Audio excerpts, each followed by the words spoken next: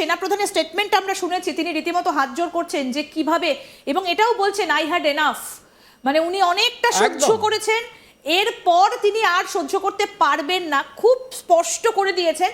এবং মোহাম্মদ ইউনূসের সঙ্গে যে একটা মতপার্থক্য সেটা কিন্তু আস্তে আস্তে এবার প্রকট হচ্ছে।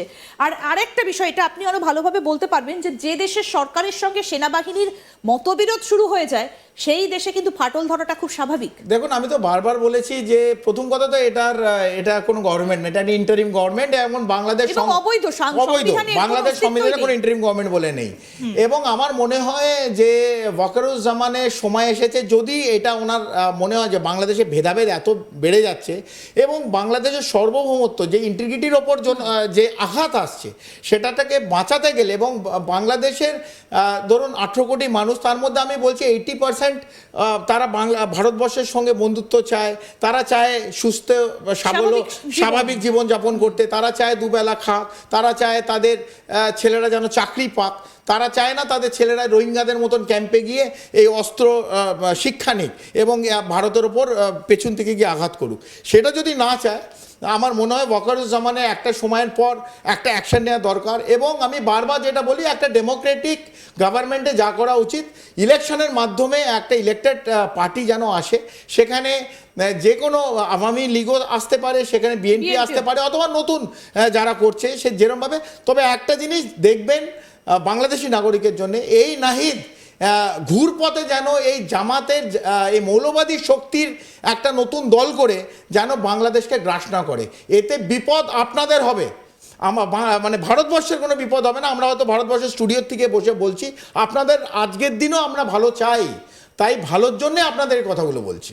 বিভিন্ন জায়গা থেকে যে সিগন্যালগুলো রিসিভ হচ্ছে, তার মানে সেখানে ট্রেনিং সেন্টারগুলো রয়েছে, এটা কোন কোন জায়গাগুলোকে এখনো পর্যন্ত চিহ্নিত করা সম্ভব? দেখুন, এখন মোস্টলি কক্সেস বাজার, এই কিছুদিন আগে একটা এয়ারফোর্স ঘাঁটিতে অ্যাটাক করলো, এটাও মৌলবাদীদের আইএসআই পেছন থেকে ওদের সাপোর্ট দিয়ে অ্যাটাক করিয়েছে। এবং চট্টগ্রামে বিভিন্ন যে ক্যাম্প আছে, ছোট ছোট ক্যাম্প, সেই ক্যাম্পগুলোতে এই ট্রেনিংগুলো চলছে। এবং আমি যেমন বলেছি যে 20 থেকে 22 জন আইএসআই এজেন্টস এবং অফিসার্স এবং স্পেশাল সার্ভিসেস গ্রুপ এসএসজি, যেটা আমাদের প্যারা কমান্ডো, তাদের সৈনিকদের ট্রেনিং দেওয়া হচ্ছে, এই কারেকশানে এই রোহিঙ্গাদের ট্রেনিং দেওয়া হচ্ছে। এবং বিভিন্ন এই অস্ত্র নিয়ে এসে তাদের ট্রেনিং দেওয়া হচ্ছে, এবং আইডি বানানো, কীরকমভাবে ছোট ছোট লো ইন্টেন্সিটি ব্লাস্ট করা যায় তার ট্রেনিং দিচ্ছে।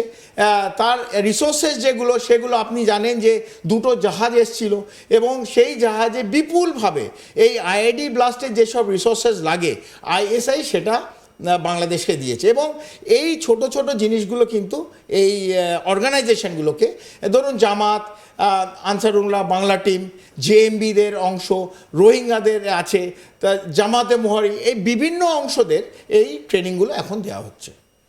এবং অত্যন্ত ইন্টারেস্টিং বিষয় যে বারবার করে পাকিস্তান চাইছে বাংলাদেশকে নিজেদের হাতের মুঠোয় এনে ভারতকে একটা প্রেশার দেওয়া, ভারতকে চাপে রাখা। কিন্তু এতে বাংলাদেশি বা কেন বারবার করে তাদের এই ফাঁদে পা দিচ্ছে? মোহাম্মদ ইউনূস তিনি তো বুঝতেই পেরেছিলেন যে পেছনে কি খেলাটা রয়েছে, কারণ তিনি তো সবটা জানতেন, কিন্তু মাঝখান থেকে বাইডেন যে হেরে যাবেন সেটা বোধহয় তিনি বুঝতে পারেন, তাহলে বোধহয় জুতোয় পা গলাতেন না। মনে হয় সেটা এক। দ্বিতীয়ত হচ্ছে এই আপনার ইউনিস যে আছে, এটা একটা পাপেট। তো পাপেটকে কেউ একটা দড়ি ধরে টানছে, সেটা আজকের দিনে কেউ না হচ্ছে আইএসআই এবং পাকিস্তান। দেখুন, পাকিস্তান ইজ নাথিং, এটা পুরোটা পেছনে ওদের সামরিক বাহিনী চালায়। তো আমরা যদি পাকিস্তানে শাহবাজ হুসেন মানে এদের প্রাইম মিনিস্টার অথবা প্রেসিডেন্টকে দেখি, সেটা তো আর সরকার না, সরকারটা হচ্ছে আর্মির সরকার। তো সেনার যে আইএসআই আছে, আইএসআই আসিম মালিক, সে এখন এই পুরো জিনিসটাকে চালনা করছে, এবং তার ইউনিসের যে সুতো সেটা ওনার হাতে আছে। কেন আছে? Resource. It is complete nothing but funding. আপনি জানেন যে নাসিদ, এই যে ইউনিস একটা ঘুরপথে একটা পলিটিক্যাল পার্টি ফ্লোট করছে, সেখানে নাসিদকে সেই অর্গানাইজেশনের কনভেনার করেছে, এবং 200 কোটি টাকা এই নাসিদের জন্য কেউ পাঠিয়েছে। কে পাঠাবে আজকের দিনে? নয় সৌদি থেকে, অথবা মিডল ইস্ট, অথবা পাকিস্তান, কোনো জায়গা থেকে 200 কোটি টাকায় নতুন দলটা, যেটা 28শে ফেব্রুয়ারি অথবা মানে কালকে অথবা 1 তারিখ এটা আবির্ভাব হবে, সেই সেই 200 কোটি টাকা আলাদাভাবে ইউনিস দিচ্ছে। আমরা এই টাকাটা দেখেছি কোত্থেকে যে আসছে? ছাত্র নেতা এক একজন নাহিদ যে পরশুদিন পদত্যাগ করেছে তার অ্যাকাউন্টে কিভাবে বিটকয়েন নাহিদ হয়তো নতুন এই অর্গানাইজেশন, নতুন পলিটিক্যাল পার্টির কনভেনার। এবং কিভাবে টাকা ঢুকেছে তার অ্যাকাউন্টে।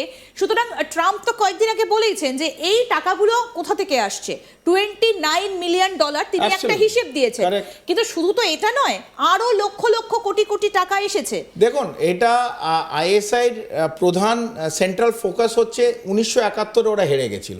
আমি বারবার বলি যেটা বাংলাদেশের নাম, বাংলাদেশ তো আগে ভারতবর্ষ ছিল, তারপর হয়ে গেল সে পূর্ব পাকিস্তান হয়ে গেল বাংলাদেশ। এই বাংলাদেশ যে নতুন দেশটার এই সার্বভৌমত্ব একটা ইন্টিগ্রিটি দেশ, তার জন্ম হলো, তার জন্মকে দিল ভারতবর্ষ, তার জন্ম দিল। তা এবং এই কিছুদিন আগে 21 তারিখ ভাষা দিবস গেছে। এই ভাষা দিবস উর্দু এদের ওপর, বাংলার ওপর চাপিয়ে দেওয়া হচ্ছিল। এর মধ্যে কতজন গুলি করে মারা গেছিল 21 তারিখ। সেই দেশটাকে যেখানে 30 লক্ষ এই বাংলাদেশ নাগরিক যারা এখন দেখছেন তাদের মা বোনের যে নির্যাতন, এটা ডকেটেড হিস্ট্রি, ইতিহাস। 30 লক্ষ মা বোনেদের নির্যাতন যে করেছিল সেই পাকিস্তানের সেনাদের আজকে ইউনিস, এই মৌলবাদী সরকার, দুর্বৃত্ত সরকার, ভুলিয়ে দেওয়ার থেকে তাকে কোলে বসিয়ে নিয়েছে।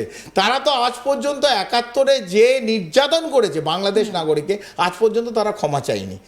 সেই দেশে যার মা বাবা, যার বোনেদের মায়েদের এত নির্যাতনের মধ্যে দিয়ে যেতে হলো, কারা করেছিল? এই পাকিস্তান, এই সামরিক বাহিনী, এই ইয়াহিয়া খান, তাদের নিয়াজি, তখন সেই 90,000 সৈনিক ভারতের কাছে হাত জোড়ে তাদের সারেন্ডার করতে হলো। সেই দেশে আজকে ইউনিস গভর্নমেন্ট তাদের কোলে বসিয়ে নিল। আপনারা বাংলাদেশে কি চান? একটা মৌলবাদী সরকার হয়ে যাক, বাংলাদেশ একটা সিরিয়া হয়ে যাক, না বাংলাদেশকে আপনারা চান ভারতবর্ষর মতন একটা ডেভেলপড কান্ট্রি এগিয়ে যাবে, আপনাদের পার ক্যাপিটা ইনকাম বেড়ে যাবে। আজকে আপনার জিডিপি ইজ লেস দেন 2.4%। তাহলে এই দেশের কি হাল হবে? এই দেশ যেখানে আপনারা খেতে পান না একবেলা, আপনাদের ভারতবর্ষের উপর ডিপেন্ড করতে হয়, আপনারা সরকার চেঞ্জ করে এটাকে ডেভেলপড কান্ট্রির জায়গায় যেতে চান, না এটাকে একটা মৌলবাদী দেশ করতে চান? মানে এটাকে আপনার, এই প্রশ্নটা আপনাদের উপর ছেড়ে দিলাম। মতটা আপনার, কারণ দেশটা আপনার। আমরা আপনাদের হেল্প করতে পারি। আমরা ভারতবর্ষ বন্ধু দেশ ছিলাম, আমরা আজকে বন্ধু দেশ থাকবো। তাহলেও যদি আপনারা আমাদের ওপর চোখ তুলে তাকান অথবা কোথাও ধাক্কা দেওয়ার চেষ্টা করেন, এর যে প্রতিঘাত হবে, to every action there is an equal and opposite reaction. That reaction will be very tough. কারণ অলরেডি সেই প্রেশারটা আসতে শুরু হয়ে গেছে, পেন্টাগন থেকে অলরেডি ফোন চলে এসেছে বাংলাদেশে। সুতরাং সেই জায়গায় দাঁড়িয়ে সেনাপ্রধানের স্টেটমেন্ট আমরা শুনেছি, তিনি রীতিমতো হাত জোড় করছেন যে কিভাবে, এবং এটাও বলছেন আই হ্যাড এনাফ, মানে উনি অনেকটা সহ্য করেছেন, এরপর তিনি আর সহ্য করতে পারবেন না, খুব স্পষ্ট করে দিয়েছেন। এবং মোহাম্মদ ইউনূসের সঙ্গে যে একটা মতপার্থক্য, সেটা কিন্তু আস্তে আস্তে এবার প্রকট হচ্ছে।